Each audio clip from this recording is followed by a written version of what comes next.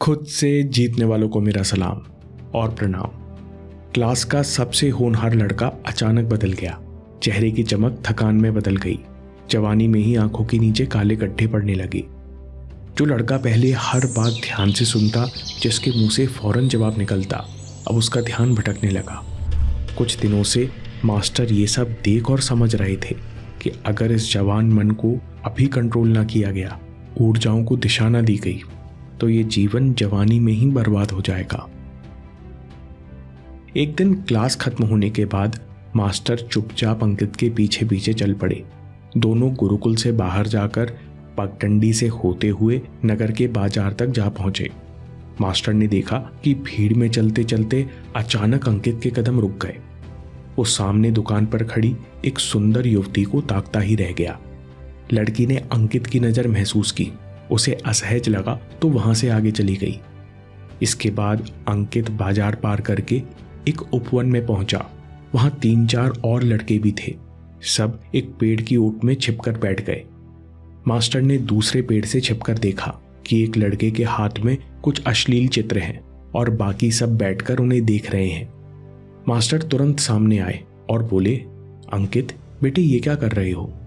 अंकित चौंक गया। उसका कलेजा मुंह को आ गया। वो हिम्मत करके बोला, मास्टर, मैं अकेला रहता हूं तो कभी कभी मन बहलाने के लिए यहां आ जाता हूं। ये चित्र मेरे नहीं है, ये लोग मुझे जबरदस्ती दिखा रहे हैं, मुझे माफ कर दीजिए। मास्टर ने कहा, ठीक है, लेकिन एक शर्त पर। अगली बार तुम इस गंदी आदत में पाए गए तो तुम्हें आश्रम छोड़कर जाना होगा।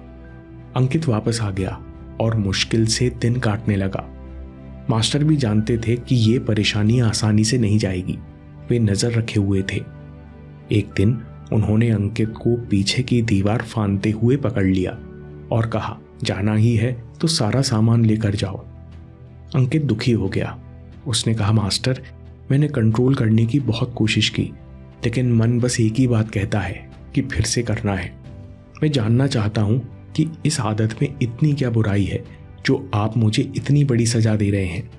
आखिर मैं एक लड़का हूं, मैं किसी को नुकसान नहीं पहुंचा रहा, मैं किसी के साथ चोरी नहीं कर रहा, बस थोड़ा सा मजा ही तो है, फिर इसमें इतना गलत क्या है? मास्टर ने कहा, एक लंगड़े राजकुमार की कहानी सुनो, सब समझ जाओगे।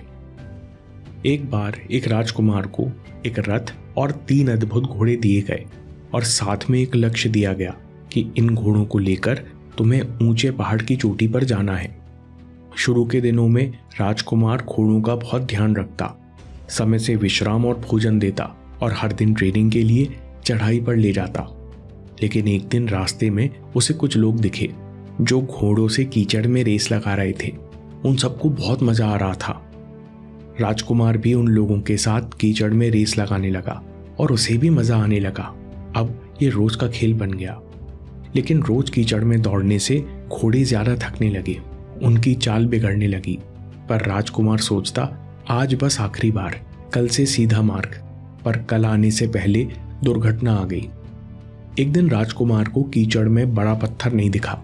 उस पत्थर से रथ पलट गया और राजकुमार का पैर रथ के नीचे दब गया। तीनों घोड़े रथ से छूटकर भाग गए। वे अद्भुत और तेज गति से भागने वाले घोड़े थे और काफी ढूंढने पर भी ना मिले। राजकुमार का बहुत उपचार हुआ, लेकिन वो जीवन भर के लिए लंगड़ा हो गया। मास्टर ने मुस्कुराकर कहा, इस कहानी के 3 घोड़े इंसान की मुख्य ऊर्जाओं का प्रतीक हैं।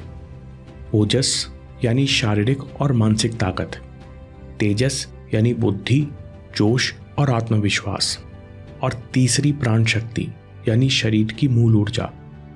ये ऊर्जाएं इंसान को सीमित समय के लिए मिली हुई हैं। 16 से 25 साल की उम्र में पीक पर रहती हैं। 25 से 35 साल की उम्र में धीरे धीरे कम होना शुरू होती हैं। ये इंसान के पास 40 साल की उम्र के आसपास तक आसानी से उपलब्ध होती है। स्वामी विवेकानंद ने भी कहा कि युवावस्था यानी असीमित ऊर्जा। अगर इंसान इन ऊर्जाओं का सही इस्तेमाल कर ले तो वो एक महान जीवन बना सकता है। लेकिन अगर तुम इन्हीं ऊर्जाओं को कीचड़ यानी गंदी आदतों और चीजों में दौड़ाओगे तो बर्बाद हो जाओगे। मास्टर ने कहा, असल में ये ऊर्जाएं तुम्हें ब्रह्मांड से मिली हैं। यूनिवर्सल एनर्जी सबसे पहले तुम्हारे सर में प्रवेश करती है, फिर सीधे मूलाधार चक्र में जाती है। यहां से एक एक चक्र से ऊपर उठती है। जब ये ऊर्जा ऊपर के चक्रों तक पहुंचती है तो इंसान में हर प्रकार की क्वालिटी विकसित होती है, उसका ऑरा विकसित होता है, वो आसानी से जीवन की चुनौतियों का सामना कर पाता है। लेकिन अगर यही एनर्जी सिर्फ नीचे के 2 चक्रों में फंसकर रह जाए तो वो काम वासना यानी लस्ट एनर्जी का रूप ले लेती है। इस समय इंसान को 3 तरह की मुख्य दिक्कतें आती हैं। पहला, मतिभ्रम। उसे भोग और सुख पाने के अलावा कुछ और समझ नहीं आता। उसे न जीवन का उद्देश्य दिखाई देता, न कोई लक्ष्य। दूसरा, व्यसन और नीच संगति। अगर इस एनर्जी को दिशा न दी जाए तो इंसान के अंदर और भी बुरे एडिक्शन पनपने लगते हैं, उसे अपने जैसे ही लोग मिल जाते हैं। तीसरा, आत्मबल की कमी। जब जब इंसान बाहर निकलने की कोशिश करता है तब उसे यही लस्ट एनर्जी और नीचे घसीटती है, साथ में उसका आत्मविश्वास भी नष्ट कर देती है। और बिल्कुल वैसा ही होता है जैसा कहानी में हुआ। समय आने पर घोड़े यानी तीनों ऊर्जाएं चली जाती हैं। जो यात्रा सुगमता से हो सकती थी वही बहुत कठिन हो जाती है। मास्टर की बात सुनकर लड़के की बुद्धि से पर्दा हट गया। लड़के ने देखा कि उसकी थकान, मन की अशांति और गंदे विचारों के पीछे इसी लस्ट एनर्जी का उपद्रव है।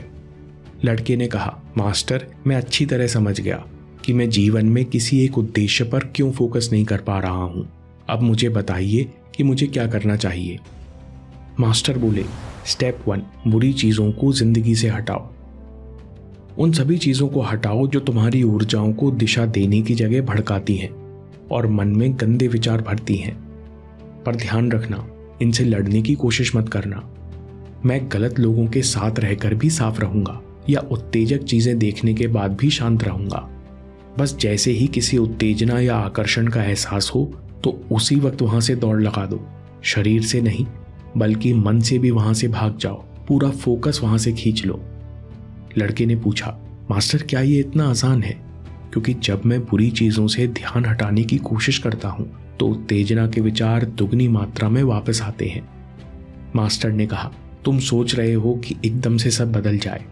ये एकदम से शुरू नहीं हुआ था, इसलिए एकदम से खत्म नहीं होगा। तुम्हें धीरे धीरे अपने मन और ऊर्जाओं को साधना होगा। अभी तुम्हारे मन में भूख की आंधी चल रही है। तुम इस आंधी में कुछ नहीं देख सकते, कुछ नहीं सोच सकते। इसलिए दूसरा कदम, अपनी दिनचर्या संभालो। बोलना, नींद और डाइट, ये सब संयम और नियम से करो, न कम न ज्यादा। ऐसा करने से तुम्हारे अंदर ऊर्जा लौटेगी, थोड़ी इच्छा शक्ति विकसित होगी, तुम थोड़ा नियंत्रण कर पाओगे। जब मन में वासना की आंधी थोड़ी शांत होगी तब बुद्धि और विवेक का दीपक जलेगा। अब तीसरा कदम, लक्ष्य चुनो और निश्चय करो। अगले 5 दिन बार बार सवाल पूछो कि मुझे 6 महीनों में कौन से 3 सार्थक लक्ष्य पूरे करने हैं। जो भी मन में आए लिखते रहो। अच्छे नंबर लाना, स्वास्थ्य ठीक करना या फिर कुछ नई स्किल सीखना। 6वें दिन जो भी 3 लक्ष्य तुम्हें सार्थक लगे उसमें पूरी तरह समर्पण करने का निश्चय करो। दृढ़ निश्चय में बहुत शक्ति होती है क्योंकि ये तुम्हारी बिखरी हुई ऊर्जाओं को दिशा देती है। जितने भी महान लोग हुए हैं उन्हें अपने जीवन में कभी न कभी दृढ़ निश्चय का प्रयोग करना पड़ा। इसके बाद ही वो इन 3 ऊर्जाओं का उपयोग कर पाए और महान कर्म कर पाए। अगला कदम, ध्यान और प्राणायाम, ये मन के प्यूरिफायर हैं। हर दिन इनके द्वारा अपने मन को साफ करो। ऐसा करने से मन अपने आप निर्मल होता जाएगा। जैसे जैसे ध्यान से मन की गंदगी मिटेगी वैसे वैसे तुम मन के विचलन को सहन करना सीख जाओगे। अंदर की शांति, फोकस और आत्मबल बढ़ते जाएंगे। ऊर्जा संचय का असर। मास्टर ने कहा, जिस क्षण तुम वीर्य को बचाना शुरू करते हो उस क्षण तुम्हारा मस्तिष्क, तुम्हारा नर्वस सिस्टम उसी वीर्य से निकले पोषक तत्वों को सोखने लगता है। जैसे जैसे ऊर्जा ऊपर उठती है वैसे वैसे तुम्हारा ऑरा प्रभावशाली हो जाता है। पहले तुम 1 साल के लिए वीर्यनाश रोक कर देखो, उसके बाद खुद की समझ से जब तक जरूरत हो जारी रखो। जो जीवन में लंबे समय तक ब्रह्मचर्य का पालन करता है वो इंसान नहीं रह जाता बल्कि एंटीना बन जाता है।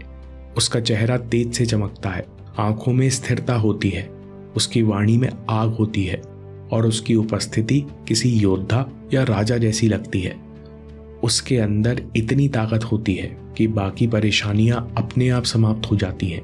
वो अपने अंदर किसी भी बुराई से लड़ सकता है, बस एक चीज से सावधान रहना। गुरुजी ने कहा, इन 3 स्टेप्स के बाद अगली बात बहुत जरूरी है, कदम पीछे मत लाना। गंदी आदतें छोड़ने के बाद कभी दोबारा इनमें इंटरेस्ट मत लेना, वरना मारे जाओगे। मोमबत्ती अगर आपके पास जाएगी तो पिघल ही जाएगी, वैसे ही सारी प्रोग्रेस वहीं रुक जाएगी और दोबारा शुरुआत करनी होगी। बार बार शुरुआत करने से खुद पर विश्वास टूटता है, इसलिए कुछ भी हो कदम पीछे मत लेना। समरी, ओजस, तेजस, प्राण हमेशा नहीं रहते। 35 के बाद ये ऊर्जाएं कम होने लगती हैं। समय रहते तुम इन 3 शक्तियों को दिशा देकर महान जीवन बना सकते हो, लेकिन अगर यही ऊर्जा पहले 2 चक्रों में अटक जाए तो लस्ट एनर्जी बन जाती है। इस समय बुद्धि काम नहीं करती, कोई उद्देश्य समझ नहीं आता, गंदे लोगों से दोस्ती हो जाती है और इंसान बार बार खुद से हारता है, यानी आत्मबल गिरता है। स्टेप 1, बुरी चीजों को जिंदगी से हटाओ। जैसे ही उत्तेजना या आकर्षण का एहसास हो तो उसी वक्त वहां से दौड़ लगा दो, मन को भी वहां से खींच लो। एकदम से खत्म नहीं होगा, तुम्हें धीरे धीरे मन और ऊर्जाओं को साधना होगा। स्टेप 2, दिनचर्या संभालो। बोलना, नींद और डाइट, ये सब संयम और नियम से करो, न कम न ज्यादा। स्टेप 3, 3 लक्ष्य चुनो और निश्चय करो। दृढ़ निश्चय यानी ऊर्जाओं को नई दिशा देना, यानी नया जन्म। स्टेप 4, ध्यान और प्राणायाम, इससे मन और ऊर्जा को बैलेंस मिलता है। और एक चेतावनी, गंदी आदतें छोड़ने के बाद कभी दोबारा इनमें इंटरेस्ट मत लेना, वरना सब दोबारा शुरू करना होगा। दोस्तों, हर आलस, हर असफलता के पीछे एक झूठी कहानी है जो सालों से मन आपको सुनाया जा रहा है। इस कहानी से बाहर निकलकर दोबारा कोशिश करना, सफल जीवन बनाना आपकी जिम्मेदारी है। इस पर अगला वीडियो जरूर देखिए। मैं काम के किस्से लाता रहूंगा। हम जीतेंगे।